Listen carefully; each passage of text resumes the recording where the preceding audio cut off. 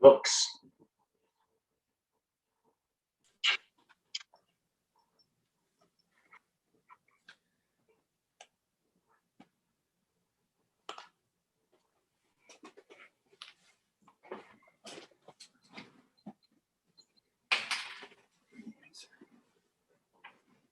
GCF. Live young, look young, feel young. Hey, Pharmacist Ben. Hey, can you hear? I'm having a little problem. Lee? Yeah, I can hear you, Pharmacist Ben. Yeah, but I can't get the video to work for some reason. Well, it seems like it's facing just the books, not you. Yeah, because I'm not there, but I can't see. Oh, but I can't see. For you, you are just information. You're just information in form. Can you see me? For some reason, I can't. It's not hooking up. I'm gonna have to hang up and try again.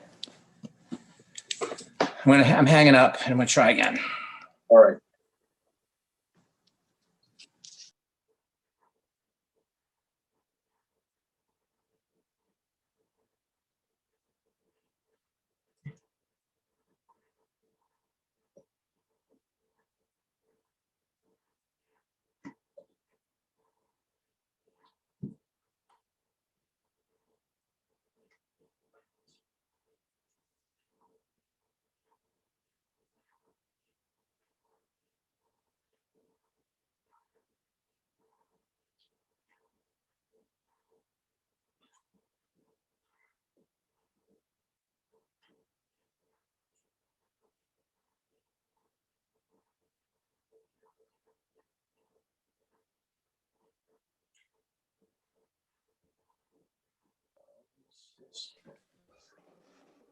Young Rabbi Lee.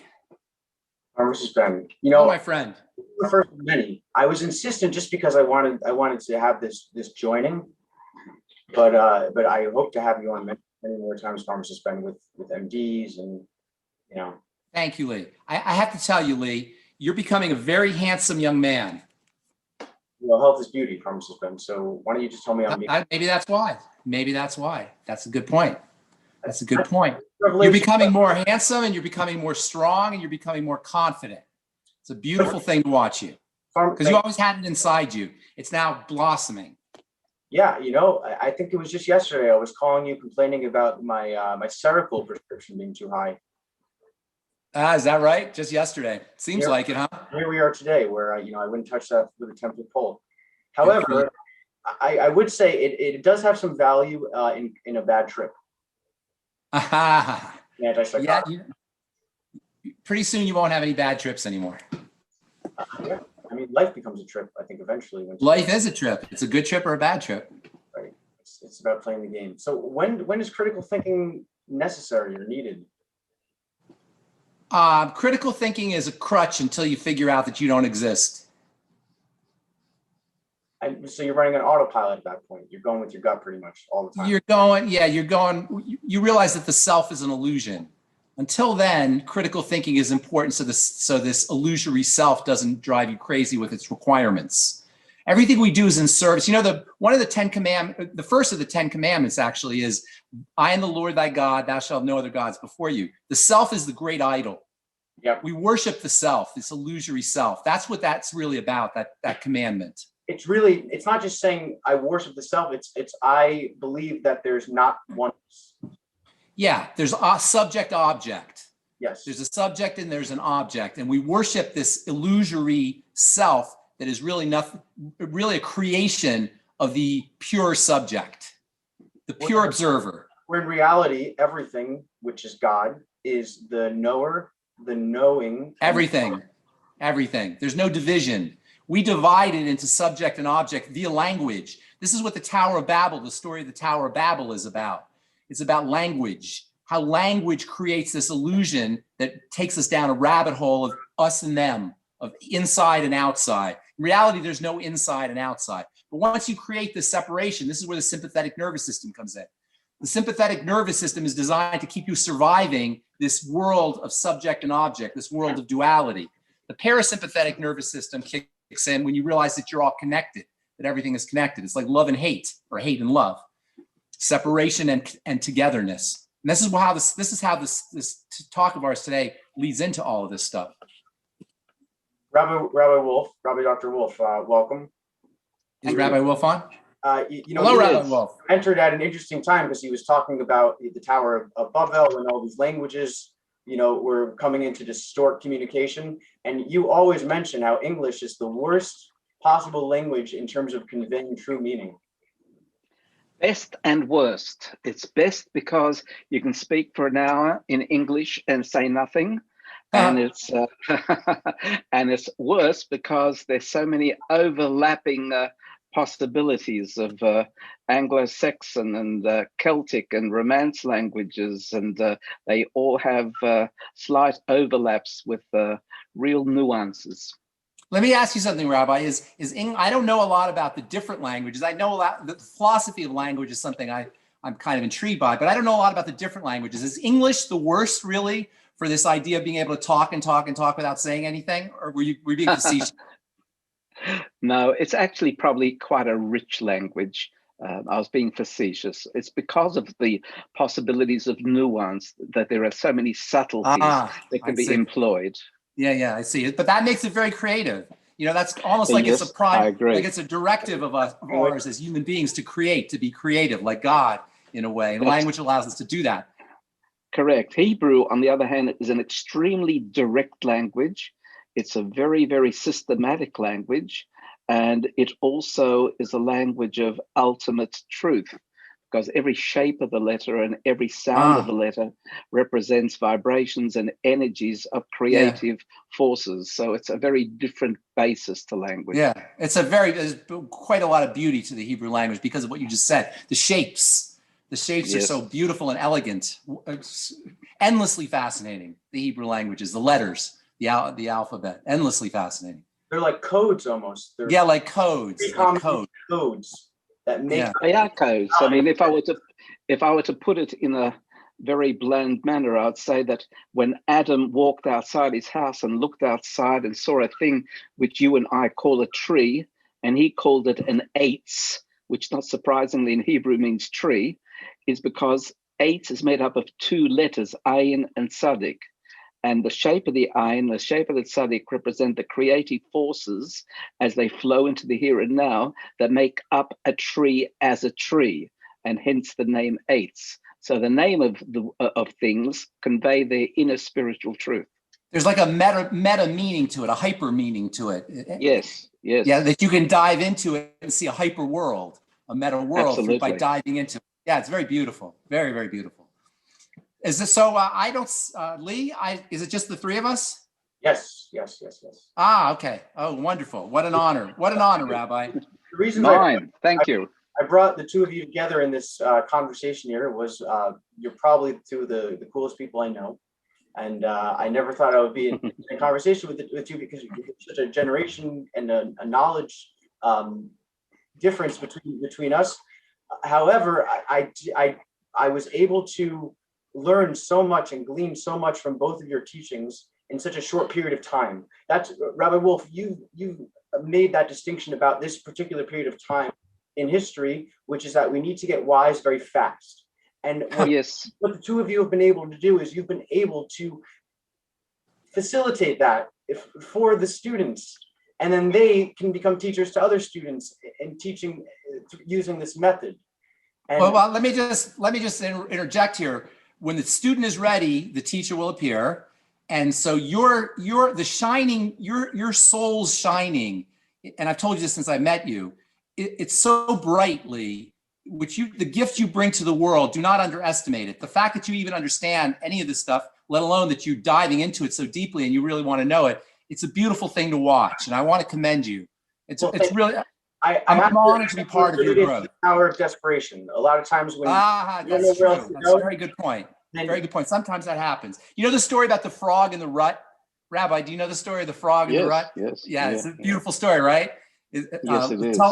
Yeah. So Lee, real quickly, I'm not going to tell the whole story, but just to cut to the chase, a frog, it has to go at night. The animal is going to wild animals get eaten at night. So the frog is stuck in this rut on the side of the road, and all the other animals are saying, "Oh, poor froggy, he's going to die. He's going to get eaten." And they say their goodbyes to the frog. And then the next day they come out and the frog is just sitting out on the road. Somehow he got out of the rut. And they said, what happened? How'd you get out of the rut? You were stuck. We were saying our goodbyes. You were going to get eaten. You were going to die. And the frog goes, a truck was coming. You know, so when a truck comes, and I didn't tell the story as well as I should, but when a truck comes, we figure out a way to get out of the rut that we're in. Absolutely. But Lee, your point is a good one, and you're overly generous in describing me in that way. But if I were to use a metaphor that is used in the Kabbalistic tradition, it's like time possesses a genetic code, a spiritual genetic code of time, where certain things accelerate and grow at a furious rate after having been stagnant for a period of time. So, for example, you might find that in the 18th century, you had a coincidence of things like scientific method, industrial revolution, nationalism, rise of Hasidism, etc., etc. So, and therefore, every period of history is impregnated with a certain flow, with a certain capacity of growth. Yeah, that's true. There was also in the mid-19th century, there was electronics and telegraph, and we started to understand electromagnetism. And I like the beginning of the 20th or the early 20th century with new thought, with this idea of mind over matter and the control of mind and quantum theories, understanding of consciousness and its relationship to matter. Around 1920, 1930, it was a very interesting period. And now we're, like you say, we're going through one right now that is so powerful and so dense with potential that it's awe-inspiring what's going on right now in terms of its the density of potential for transformation right in this moment that we're living through. Yeah, the amazing thing to me is that, for example, technology and growth of our capacities seem to match the challenges through which we live in. You couldn't imagine a world today without computers. Yeah, and that's because we reached a certain tipping point in terms of population and need to communicate in both for the financial welfare of the world as well as for the welfare individually of every single individual. I sometimes look at, one of my sons is an avid surfer. He loves surfing, lives in California. And I watch him as he paddles out to the waves, through the waves, and then pauses and waits to see which wave he's going to catch. And then when he judges that wave, he nimbly rises on his feet and moves his feet backwards and forwards until he is balanced. But it's not balance. He's in sync with the energy of the wave. One with it. If he remains in sync, at one with it, then he can ride it to shore. And I think that's the test of people. Wonderful. At any one point in time, we need to be in sync with the energy of the day. We have to surf it. We have to surf it. We have to become one with. What beautiful metaphor. That's exactly what's happening. And when we don't surf it, we crash. Or we somehow don't pick it. That's what a crash is. That's when we fall. It means to be either in the present, either in the future or in the past during the present moment. Because when I think of surfing the wave, I think of being cushioned, stationed in the present moment exactly as it is, not questioning it. I once asked Pharmacist Ben, I texted him and asked him, how do I cultivate curiosity? Because it seems like, it's kind of a petty complaint, but, sometimes I'm bored and I'd like to be able to, be more curious and inquisitive, just. But here, check this out, Lee. Curiosity is love. But this is what we're talking about, the sympathetic nervous system and the parasympathetic nervous system is a primal dichotomy. There's this dichotomy in nature: expansion, contraction, towards, away, pain, pleasure, parasympathetic, sympathetic. Curiosity is part of the love side, the parasympathetic side, and fear is boredom. There's an element of fear to boredom. Boredom is when you're afraid to move forward. You don't want to move forward. So understand that to be in curiosity is to be in love, and to be in boredom is to be in fear. And those are the primal emotions: love and fear. Hate is a type of fear, and that's on the fear side. Love is on the parasympathetic side. Curiosity is on the parasympathetic side. So understand the relationship between fear and boredom. And if you don't want to be, and I don't think you do want to be afraid, you'll come out of that and naturally be investigative and curious. Yeah, we'll start. That's a very interesting dichotomy you raised there, Ben. Let me provide a way that my teachers said the same thing which you're saying, and yet using a slight variation on the imagery. What we learn is that the primary motivation of human endeavor is connectedness. Yes. We want to constantly connect. Our soul reaches out and wants to connect with each other, Absolutely. love, proprieties of love, degrees of love, connectedness, Yes. or with information, which is what Lee is talking about, perhaps. Knowledge. What does knowledge mean? Knowledge means that I'm internalizing what's out there within me. I'm connecting. Now, its opposite of all those is disconnection. Yes. Fear, hate Yes, is the yes. disconnection aspect. When I don't understand something, I'm frustrated. Yes. It's an expression of disconnectedness. Yes, and yes. I think you've just analyzed it very nicely, Ben, in terms of the parasympathetic and yes, system. It's interesting. In the Bible, they say to know Adam knew Eve is sex. So the Yes. sexual act is a type of knowledge. Knowledge is sex. It's a type of sex. It's a mental sex. It's a connection. And this is what even drops of water on your windshield want to unify. Everything wants to unify because it has less surface has less energy. The tension is less, and everything wants lower entropy in physics. And so unification creates low entropy. Entropy is another form of this parasympathetic and sympathetic dichotomy. Entropy is a measurement of how separated things are. And when things come together, they're negentropy. Things want to be in a negentropic sense, and this is how creation occurs, through attachment, through connection, through love. All of these are part of the primal dichotomy that Wilhelm Reich talked about. I'm sure you know the work of Wilhelm Reich. He talked about it in the body.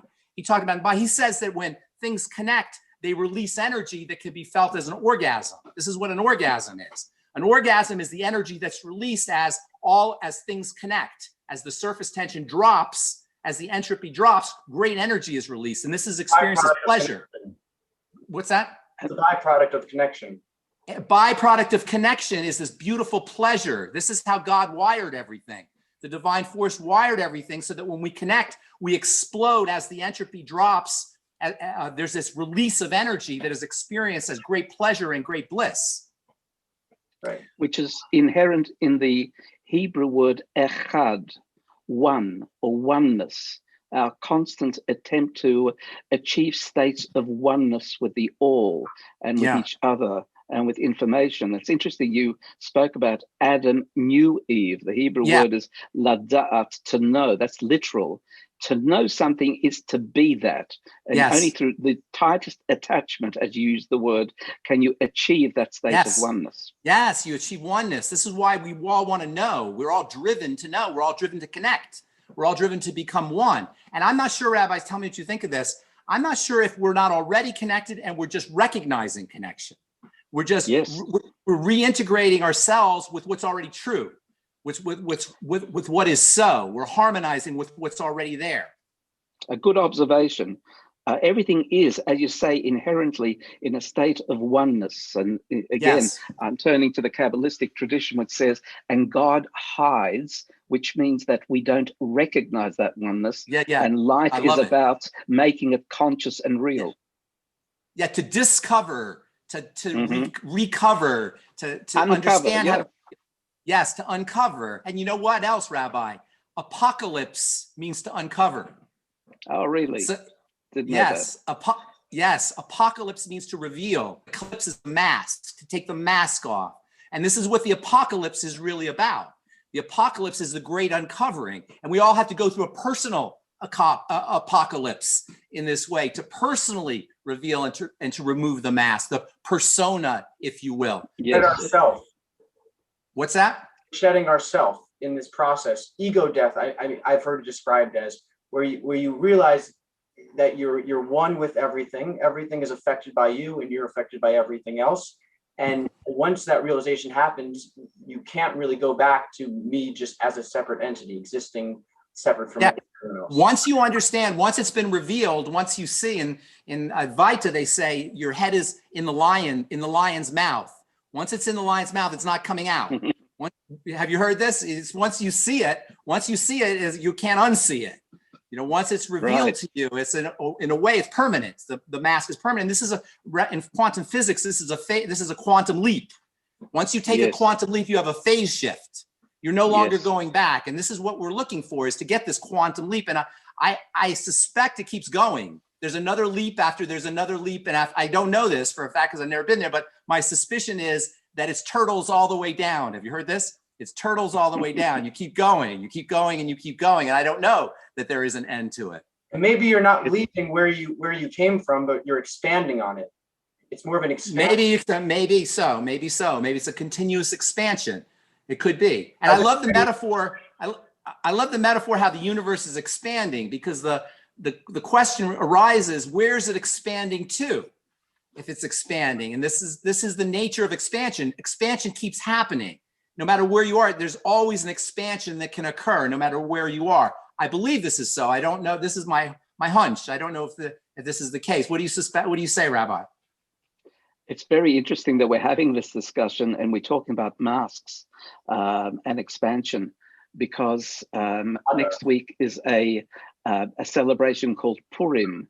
And Purim is characterized by the wearing of masks. And the idea being that the world is in a state of masks, and our goal is, as you said correctly, to unmask it, to keep uncovering the layers upon layers upon layers. So even as you say, in quantum physics, we're rediscovering not new particles, but discovering new dimensions of thinking and recognizing and perceiving reality. And the expanding universe being, where is it expanding? Well, there's infinity, which we can't get our heads around, but it's a total uncovering.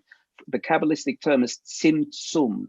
Tzimtzum means contraction or cover, and what our job is to uncover it, as you say.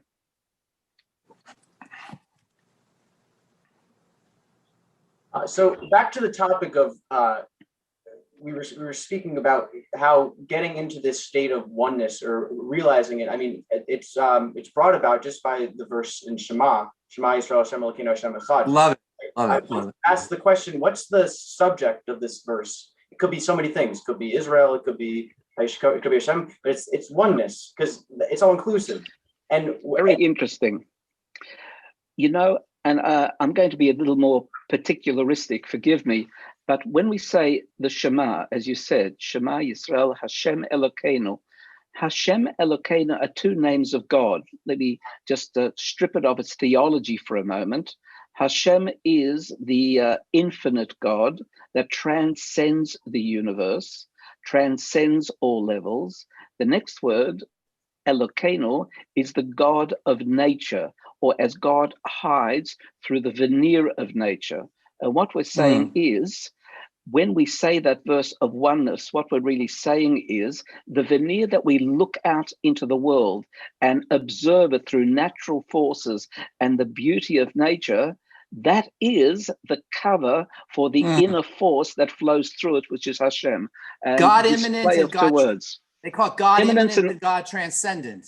These exactly two aspects of God. And in Christianity, they say, Jesus says, no man cometh unto the Father but through me. Jesus represents this God immanent, this idea, the Son of God represents God immanent, and God transcendent is the Father. And no man cometh unto God transcendent except through God immanent. And this is the purpose of God immanent, is to take us into God transcendent, which of course is ineffable. And like you said, you can't really get your mind around it. But this great gift that God has given us is God immanent, that we can get our mind through God by looking at a sunset, or looking at the ocean, or looking at a baby being born, or look at all the wonderful, amazing things about a cell.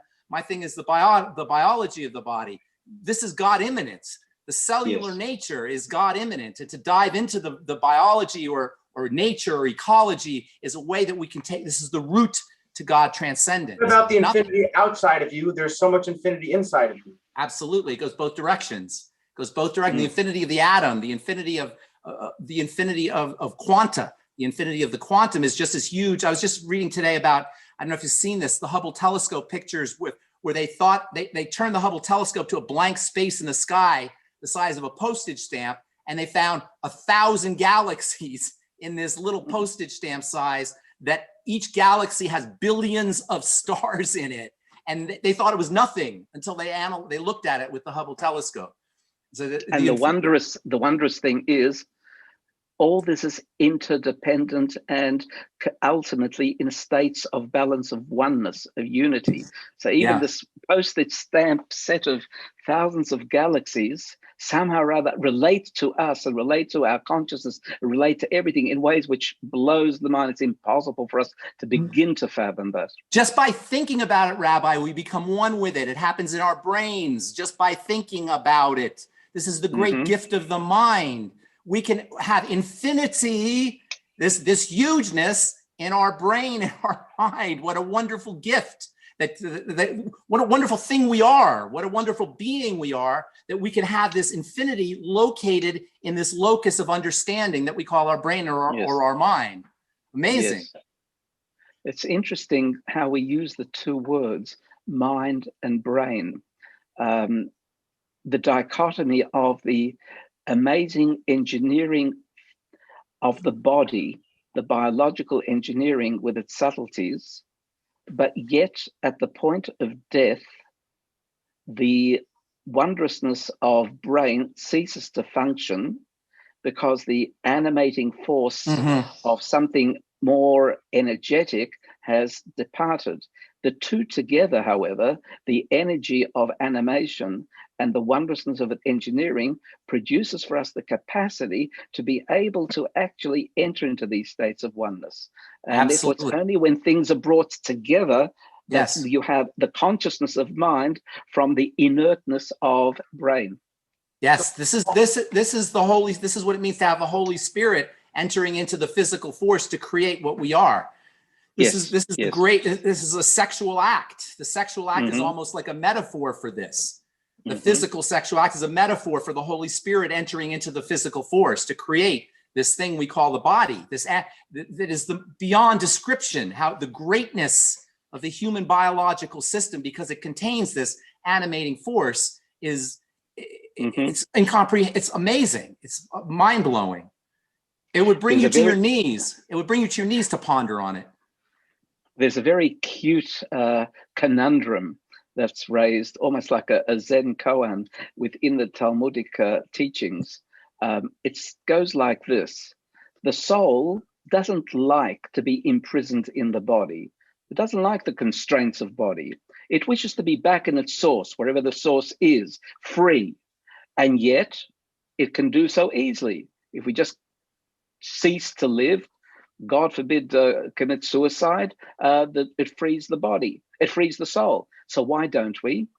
So here's a very interesting insight. That which is highest falls furthest.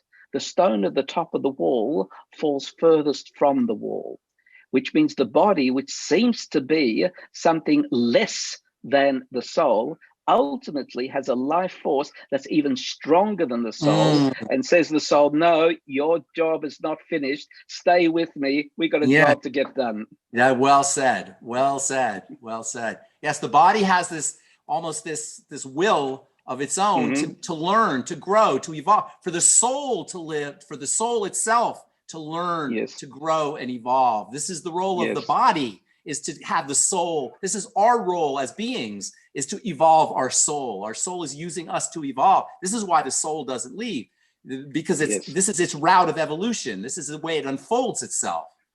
Through this experience in the body. This is its agenda, yes. What's the connection between the breath and achieving this state of oneness or God consciousness? The breath is, to me, the breath is the way the animating force manifests itself physically. This is what it's the spirit. It's the physical manifestation of the spirit. That's what it means to inspire or respire or expire. Is the spirit enters the body physically through the breath. This is how I see it. What do you say, Rabbi? Breath is the first level of finite expression of the soul. Yeah. And that's why how a person breathes reveals their inner spiritual moment. There's a wonderful passage in the Chumash, in the Bible, that says when this elderly gentleman called Moses wanders in from the desert and says to his brethren, "You're going to be free," well, they simply say, "Go away, old man. We've got an agenda to get done here. Stop stopping us, because under those circumstances, we're going to be punished." And the commentators explain a phrase there. The phrase says they respond mikotzer ruach, which translates from the Hebrew as shortness of breath. When people breathe through a shallow breath higher up and fast, it shows stress and anxiousness. Yeah. And when we breathe down to the abdomen, we're able to show a relaxed state. So breath is the first level of expression of the inner self. Yes, it's the manifestation of control in terms of our inner, creating our inner world in our experience. Through the breath. The breath is... Go ahead. Go ahead. I was just going to add, there's a biofeedback loop there. In other words, if you want to change your inner flow, change your breath. From the outside, you can change the inside. You can do it in the reverse process. Yes, and back to the sympathetic and the parasympathetic, as you're explaining, the sympathetic nervous system is activated by shortness of breath, and shortness of breath is a manifestation of an activated sympathetic nervous system. So you can quickly get into in fact, it's the quickest way to get into a parasympathetic mode is to activate, what I call SDR breathing. Slow tells the body that everything is safe. Deep activates the diaphragm, and there's nerves at the level of the diaphragm, and then rhythmic. The body loves to be in a rhythmic state. The brain loves to be in a rhythmic state. So I call it SDR breathing, slow, deep, rhythmic breathing. And there's another thing that you could do quickly too, to hack into. A lot of people have a problem breathing. A lot of people are so sympathetically driven and they're so in survival mode that they can't breathe. And so you tell them to breathe, they can't do it. So I tell them, I tell them, check this out. Take a warm bath. And in the warm bath, you will go back, your body will go back to the last place it was safe, truly safe, in the warm bath, which is in the womb. The warm bath will take you back to the womb, and you'll find yourself in this SDR state automatically. Not only that, but you probably know this, Rabbi, I know Lee knows this, that we have a crisis of hypertension in this country, probably in your country as well. And people take beta blockers, and they take diuretics, and they take all kinds of medication. It's a horrible thing. Well, if you have a problem with high blood pressure, hypertension, that's a classic manifestation of this sympathetic nervous system response. Go take a warm bath, and your blood pressure will drop like a stone. And if we had this, if we really cared about, if we were really conscious in the medical world, the doctor would write a prescription for a hot tub. Go take a hot tub. If we'd have national hot tub insurance. Every American or every Australian gets a hot tub in their backyard, because in the hot tub, you'll find yourself automatically going into this parasympathetic state, this parasympathetic mode. It's so much so that you'll have to reduce your dose on your antihypertensive drug. You'll have to tell your doctor you're doing this because your blood pressure will drop too low. So warm water. There's a very interesting development that took place at the turn of the 19th century. At the turn of the 20th century, in the very early 1900s. There was a particular medical practitioner, a psychiatrist, who was using hypnosis to try to de-stress his patients. Mesmer?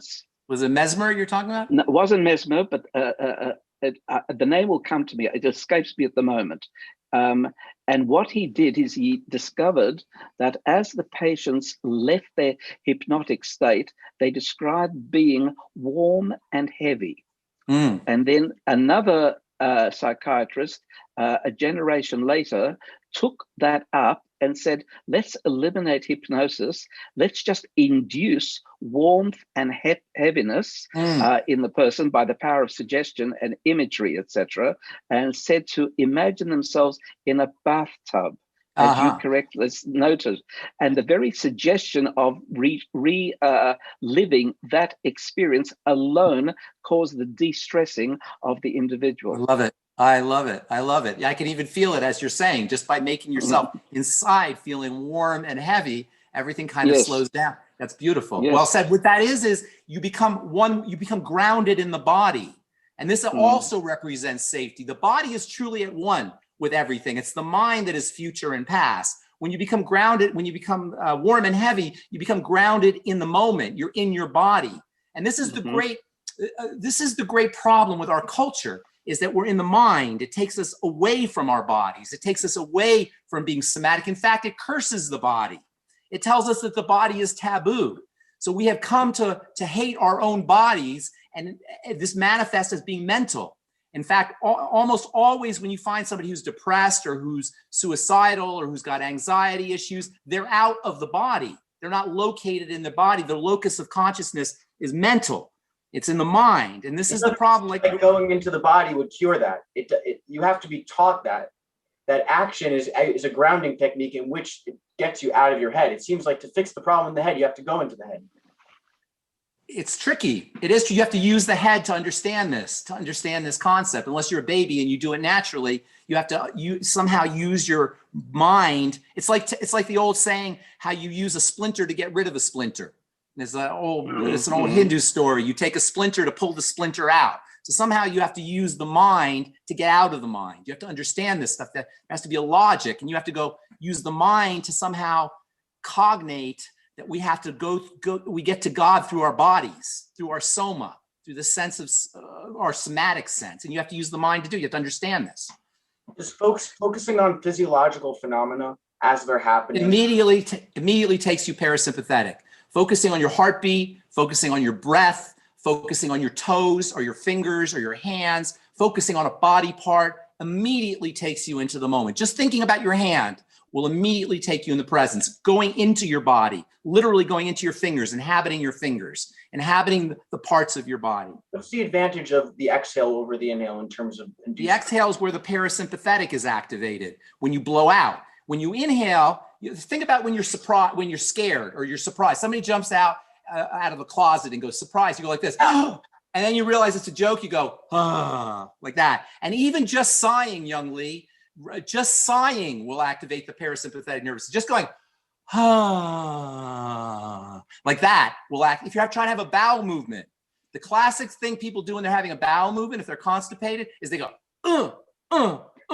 What you want to do is you go like this, and everything opens up as you go, and you'll find your bowels relax as you go, everything opens up as you sigh. So the exhale is where the parasympathetic is located. Now, if you're tired and you want to get energy, you're driving and you're tired, you're falling asleep, you do the breath of fire. The breath of fire is where you're like this, like that. You activate the sympathetic nervous system. So while we kind of have a tendency to rip on the sympathetic nervous system, that's what gets our butt out of bed in the morning. Is right. The sympathetic nervous system. Omega-6 versus omega-3s. We rip in omega-6s, but we still need them. We just we rip. Same idea. So there is a place for this. There's a place for this activating energy, learning how to use it. So if you're tired, inhale more than you exhale. If you want to relax, it's better to give. I think it's better to give than receive. You give. You put out a little bit more than you inhale. Does that make sense? Yes. Definitely. And what's going on with the retention in between? Sometimes that's added and not. Is that significant to this process? Well, there's several ways to look at it. Do you have? I don't want to take up the rabbi's time here or space here. No, it's okay. Go ahead. The retention is where you hold on to the energy. You build up the tension. The release of tension is pleasurable. We love release of tension. And so holding on to things and then releasing them creates this ultimate relaxation. So if you can't go to sleep or you're tense, hold and relax. It's this combination of holding tension and relaxing. And so the retention phase amplifies the relaxation that occurs at the level of the exhale. And that's why in some traditions, they'll tell you to hold in between the inhale and exhale. Circular breathing, on the other hand, which is where you don't hold, is a whole nother form of breathing. And some people will tell you that this is a better form of breathing, just going quickly from the inhalation to the exhalation, from the sympathetic activation to the parasympathetic activation. Personally, I do the circular breathing when I breathe. What did Dr. Herbert Benson, bring to this field of, He brought this wisdom. I'm sure the rabbi knows who Herbert Benson is. He wrote a book called The Relaxation. Sure. Yeah, he wrote a book called The Relaxation Response, and he was from Harvard. So he couldn't be really airy-fairy. He couldn't be really spiritual. So he had to bring it into a context of modern medicine that modern medicine would relate to. But he understood that relaxation, the activation of the parasympathetic nervous system, is where healing. Not only where healing lives, but all of our disease states are hypersympathetic states. The body is in this hypersympathetic mode. And I think he studied Eastern mysticism, so he knew about the power of the word Om, but he couldn't say Om because he was from Harvard. So he said, say one. And so he told his patients to meditate on the word one, or to use the word one as they were experiencing this relaxation response through the breath. So he was one of the first people I think he was in the 1950s, late 50s, early 60s. He was one of the first people to bring these concepts of relaxation and the importance of relaxation to modern medicine. Yeah, I think one of the great services Herbert Benson contributed was to prove and demonstrate how relaxing, which means the use of the mind, actually has physiological connection to the body. And he used all these various mechanisms to measure skin resistance, heart rate, and various other aspects of the body, and demonstrated that our attitudinal response, which means deliberate act of relaxing through the mind, has an effect on the body, and the mind-body is one total system. Yes. And as you were speaking, it occurred to me to wonder what are the limits of the mind in terms of its effect on the body. And what came to mind was a situation where a person is suffering clinical depression. And what differentiates clinical depression from common depression in general language. And it appears to me that our mind can so adversely affect our body that it changes the chemistry of the body, which it can't then undo. And then you need to have sometimes chemical means, which we call medicine, to be able to undo it when it gets to that state. Well, but short of that, yeah. Well, the key to what you just said is in one word: hormones. Mm-hmm. This is what a hormone is. A hormone is the connection between mind and body. Yes. Every time we think, we make a hormone, and that hormone literally creates our body. What drugs do is they hack into this relationship. A drug is a hormonal analog. Drugs all work via the hormone system, so they hack into this relationship between mind and body via the bridge of hormones. They're pseudo hormones. They're artificial exogenous hormones. They're laboratory created hormones. And even though if they're not exactly like hormones, they work via the hormonal system. So what you're saying, Rabbi, is sometimes, and I'm not sure I agree with this, but I think what you're saying, Rabbi, is that sometimes this hormonal pathway that's created between mind and body is so permanent that we have to hack into it from the outside via drugs. What's that? You're fighting fire with fire. You're taking out I think that's what you're saying, but I'm not sure, Rabbi, if I agree with that, in the sense that I think that the mind is always able to recreate by changing thoughts. I think that by changing thoughts and by changing mental perspective, the mind is always able to recreate neuroplastically new pathways. If the electronics of the mind gives rise to the biochemistry of the body, why would infiltrating through the biochemistry have an effect on the mind? It seems like it's trickling down. It's like Rabbi was saying, it goes back, it's a feedback loop. It goes back and forth. But here's the key that we're kind of not, all three of us are not addressing, is that there's no body. There's bodying. The body is a verb. It's not a noun, so that it's always in flux. Even though our perception is so inaccurate that it looks like things are solid, it's always moving. And when things are moving, they can go either way. At any given moment, the body can either create a healthy body or an unhealthy body. At every given moment, there's a bifurcation that we can take. We can take route A or route B at any given moment. And in fact, this to me is what it means to be enlightened. And that's why enlightenment itself is not a noun, it's a process. At any given moment, we can become enlightened.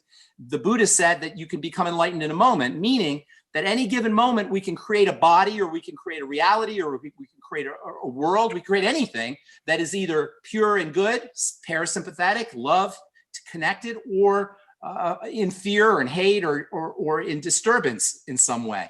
So that I think that the body can always be created because it's being created anew every moment. And the Bible says, behold, I make all things new again. And this is what it means, that at every moment, everything is new. It's all in a state of process. It's all verb. Constant recreation. It's constant recreation, eternal and constant recreation. Yeah, I would totally concur with what you said. I think that perhaps the point of difference might be something like this.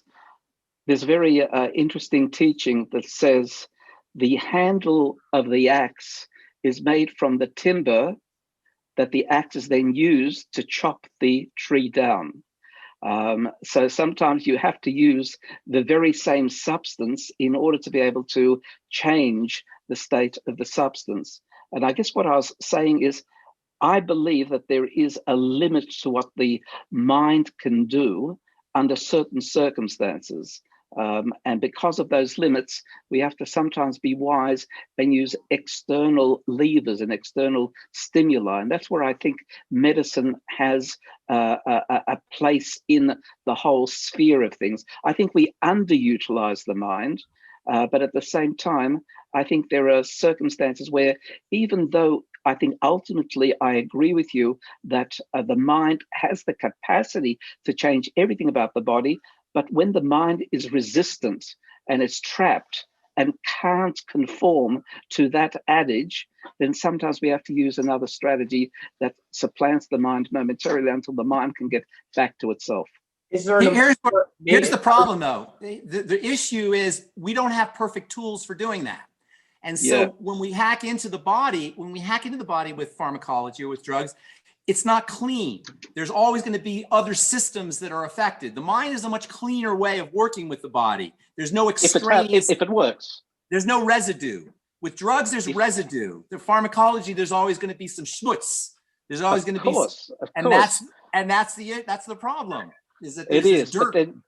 But you and I meet sometimes, or have dealt sometimes with individuals that no matter how much we would desire them to be able to create the change through their force of willpower and mind, they can't. And that creates a frustration for us. How do we actually create for them a milieu that they can actually do it themselves? With great care, I think you're right. If there's great care that's taken to reduce the impact of the residue, and it takes great care. You can't just say, "Here's the medicine, go home." It takes great. 100%. You have to. It takes nurturing, 100%. great coddling.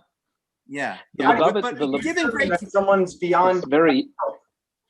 It's very interesting. My teacher, the Lubavitcher Rebbe, always said, when dealing with a person who's unwell, if you go to a doctor, make sure it's a doctor who is a friend. In other words, there's got to be more than just the pharmacological intervention. There's got to be something totally whole about the whole system. Caring. Yes. And also, by the way, the word doctor means educator, teacher. Mm-hmm. There has to be a process of teaching. Not just here's the drug, go home, but a process of teaching how the body works, how the mind works, where the symptoms come from, what the disease is based in. And that, I think, is where medicine has lost its way, is that it has not taken advantage of its tradition as a teaching profession, to teach the patient, to educate the patient. Definitely. How many times do you have specialists, because of the legal restrictions in society today, having forced to tell the patient you have 3 months to live, and the patient dies on cue. And without recognition that the force that a doctor as teacher can do to help the individual to be able to overcome their circumstance doesn't happen. You know what else, as you're speaking, it reminds me of something very interesting, probably the most interesting and the most fascinating aspect of pharmacology and pharmacological medicine is something that is so powerful that it has to be eliminated by the medical model. And it's called the placebo effect. Yes. And when they test drugs, they have to filter out the placebo effect instead of saying, okay, let's work with the placebo effect. This is the perfect 100%. medicine. Yes, it's the perfect medicine. Isn't placebo the best proof of mind being able to achieve? The best. And it's so recognized that in drug testing, they have to filter it out. They have to do double-blind studies. It's the funniest thing to me. We should be figuring out what the heck is this placebo effect, and let's leverage it. Instead they filter it out so the drugs can work better. Ridiculous. Rabbi, I just want to go back and ask you, how can a person make an assessment on another person that they're beyond helping themselves? I don't know that we can. I mean, there's both limits in terms of the therapist and limits in terms of the client or the patient. And very often we find that we're able to, even as healer, to be able to break beyond our own limits and go beyond. I think what Ben said earlier is that it's dynamic. Everything's in a state of dynamism, not just the bodies, as he was saying, but even the interrelationship between the two, the doctor and the patient, is a constant dynamic. And you know, it may be that one doctor is confronted by a patient's inability to hook into their mind to do it, and yet another doctor can do so, or even a non-doctor. It may be a moment, whatever. It says in the Bible, where 2 or 3 are gathered in my name, there shall I be also. Because there's a transcendent entity that is created as two people relate to each other. And it's this transparent entity that's different based on different doctors and different patients. So you're actually manifesting a different third being depending on the kind of connection. Mastermind. Connection that you have. Say again? A mastermind in some literature, it's called. There's a hypermind. Yes, there's a third being that's created as interactions happen. And actually that third being evolves as these interactions go back and forth. This third being becomes more evolved and unfolds deeper and deeper. So you get a different third being based on the different partners. If you have a different doctor, you get a different third being. Absolutely. What if we tap into an innate intelligence that's kind of more maybe primitive than our thinking minds? That's the idea. That's meditation. That's the best meditation. That's why, to me, meditation is the best medication. So why not teach that and then go to a doctor who's... That's what I teach. That's what I teach on, that's what I talk about every day. To me, meditation, connecting with this innate wisdom, this inner wisdom, that not only is that the best medicine, but that to me is what disease really is, dis-ease. We're out of connection with this innate wisdom, this inner wisdom. So meditation is medication in the sense that it's restoring this connection that has been torn asunder through really at the point of, for many people, right when they're born. And that's really when it all goes downhill in a way. I don't know what the rabbi would say about this, but it all kind of goes downhill when we leave the state of oneness and we come into the world. In the Christian theology, they call it original sin, and sin meaning separation. To me, sin, the word sin is separation. When we leave the womb, we go into this state of sin, the state of separation, in the sense that all of a sudden there's a subject object. There's a world outside of us, and no longer do I have my needs met. We have this kind of sense that the world is outside and we're inside and we have to survive. And this is where the activation of the sympathetic nervous system really kicks in. When we think we have to manipulate the environment in order to get fed, in order to get nurtured, and in order to get nourished. Meditation, to me, restores the sense of oneness, brings us back together with this primal sense of wisdom, or the sense of nurturing, the sense of everything is all right. It's really interesting. I've heard a very fine definition of sin, Ben Lee. The definition is SIN, stands for self-inflicted nonsense. Very nice. That illness is a disruption. It's a disruption within the body, and we need to reconnect. Yes. And maybe that's what we're referring to. Yes. Religion. This is what true religion is about, is to reconnect. Yes, to religue. Exactly. This is what religion's purpose is, true religion. Go ahead. Removing the obstruction to allow the energy to flow most optimally. That's right. We've short-circuited it. There's a short circuit that's taken place. And this is really what we're talking about from an electrical perspective, is closing that gap so that the energy can flow again into a circuit. I just want to touch on one major thing that seems to fall, I guess maybe because of cultural traditions and things like that. Food is the most major stressor we interact with. Absolutely. Absolutely. The less you eat, the longer you live. And probably the source of many diseases. Then you said hypoxia could be a source of a lot of diseases, but it's those two together. It's the most major thing. Food is the stressful thing we do on a regular basis by far and away is eat food. Because when you eat food, you're bringing the outside world into the inside world, and you're activating all of the body's defenses. Even if you eat lettuce, you activate the body's defenses. And this is why fasting is so powerful. Because fasting restores the body back to a state of oneness, back to a state of parasympathetic. Now, the great curse is on planet Earth this is almost like the story of leaving the Garden of Eden. I think, and correct me if I'm wrong, but they talk about when he left the Garden of Eden, he had to farm and he had to get food. They had to work on getting food. And this is the great hardship of being on planet Earth and being in a body, is that we have to eat. And that's why it's so important to be careful of what you eat. To watch 100%, and also the way you eat. Eating is an extremely strange human endeavor. If you think about it, it's the only occasion when we take something from the outside, as you said, and put it inside our bodies. Yes. If a Martian were to view us, they would say, "This is absolutely ridiculous." Yes, that's correct. How can we do that? Yeah. But the point that Go ahead. But the point I wanted to make was the state of mind that we're taught in our tradition is one of honoring the food.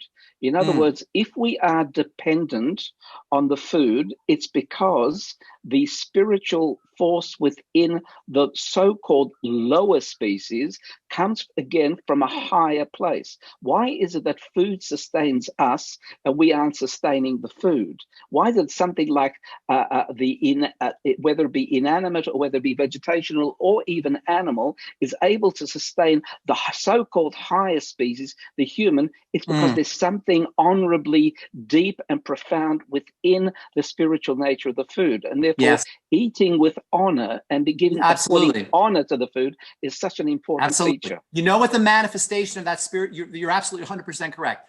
And you know what the manifestation of that spiritual force that you're talking about, you know what it is? And this is the reason why we eat. It's called light. Everything we eat is trapped light. And the body's digestive process is nothing more than releasing the trapped light, so that light can be incorporated into the body. It's not incorporated as light, it's incorporated as electrical energy. It's as electrons. But the electrons themselves, via the photoelectric effect, are versions of photons.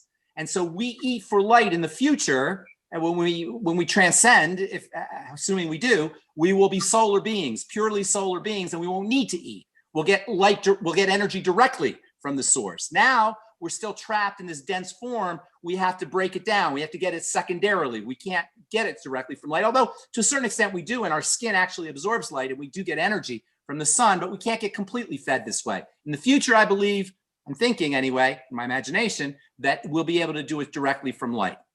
And by the way, very interesting what you're saying, echoing exactly in our Kabbalistic teachings. We use different terminology. We say the food possesses a level of soul, and it becomes absorbed first through the physicality into our bloodstream, into our body, but we're extracting the soul spark. It becomes combined with our own soul, providing us with the energy then to go out into the world. We honor the food by how we act subsequently to eating it. And we can degrade the food retrospectively by behaving in a very poor manner. But here's the point that just to your end comment, it says when ultimately the state of the world alters to what's called in our tradition messianic times, we will no longer have to eat food in order to extract that soul spark, which you called light. It'll be directly done through a spiritual osmosis. Praise God. Very beautiful. That's exactly how I see that. I can't prove that, but that's how I see it in my mind's eye, that thousands of years hence, that this is how we'll absorb energy, which is a much more elegant way to do it.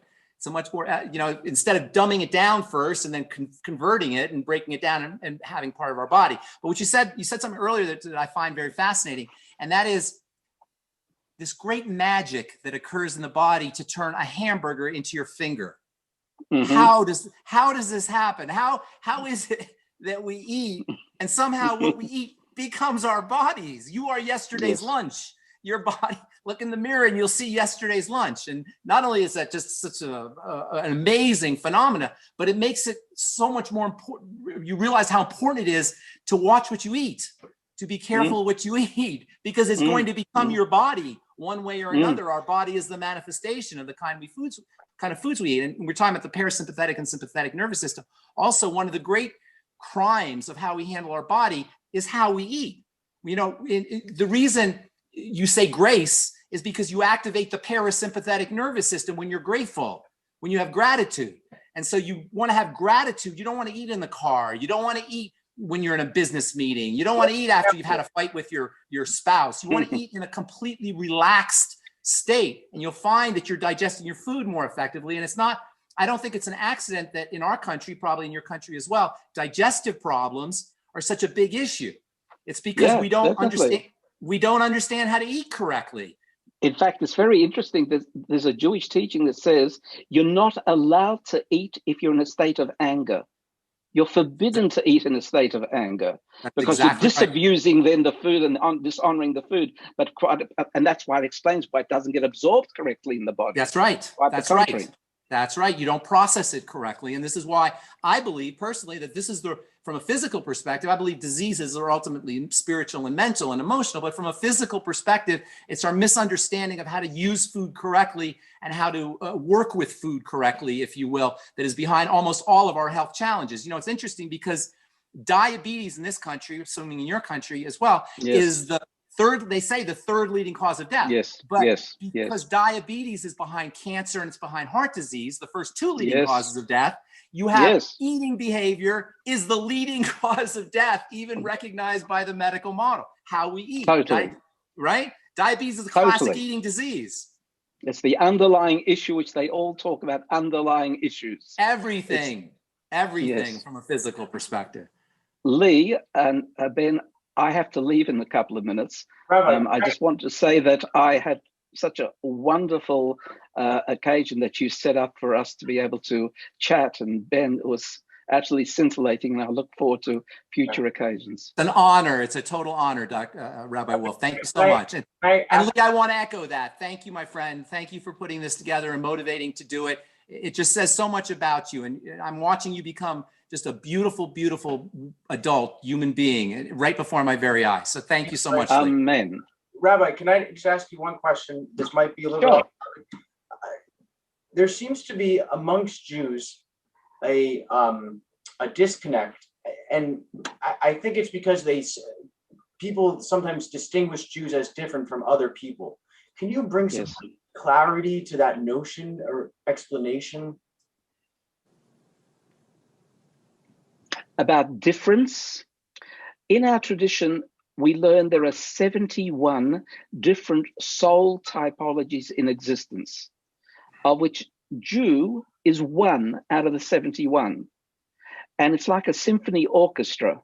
And when you go and listen to the concert on the symphony orchestra, the beauty of the sound is when each instrumentalist is true to his or her notes. And that blends together in the most wonderful super sound.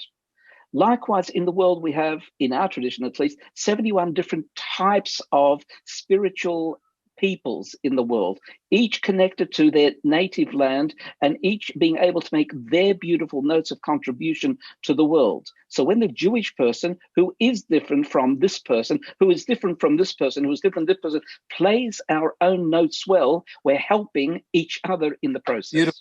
Beautiful. What are some of the other 71? They're not identified by name. So I can't even tell you. And I suspect that throughout history, there's been a lot of interchange, and we may not be able to identify. But the idea being that everyone's got their contribution to make, and it's valid. Beautiful. I love it. Thank you so much, Rabbi Wolf. God bless you. Pleasure. Thank you so much. We'll talk again soon. Lee, thank you so much for motivating, and I'll talk to you soon, my friend. Thank you, Pharmacist Ben. Thank you. Okay, bye.